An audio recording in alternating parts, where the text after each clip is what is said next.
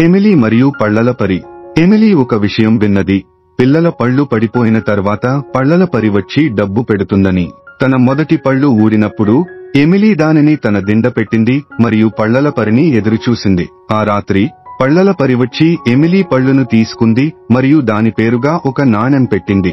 Emily వెంటనే లేచి దిండను చూసింది. ఒకే ఒక్క నాణెం అంది. ఇది నీకే కావాలంటే తీసుకెళ్ళు. అలా అభద్రంగా మాట్లాడుతూ ఆ నాణెన్ని పళ్లల పరి మీద విసిరేసింది. పళ్లల పరి బాగా బాధపడింది. ఆమె నిశ్శబ్దంగా ఆ నాణెం తీసుకుని అక్కడి నుండి వెళ్లిపోయింది. తర్వాత ఆమె ఎప్పుడూ ఎమిలీ ఇంటికి రాలేదు. ఇంతలో ఎమిలీ స్నేహితులంతా పళ్లల పరి నుంచి నాణెలు పొందుతూ ఉన్నారు. తీవ్రంగా వారు చాలానే నాణెలు కూడగట్టారు. ఆ డబ్బుతో వారు ఎన్నో వస్తువులు కొనుగోలు చేసుకున్నారు. కానీ ఎమిలీ వద్ద ఏమీ లేకపోయింది. నిజంగా నీకు అర్హత ఉన్నదే అని ఆమె స్నేహితులు చెప్పారు. నీవు పళ్లల పరిని అగౌరవంగా చూయకూడదు. ఎమిలీకి బాధగా అనిపించింది.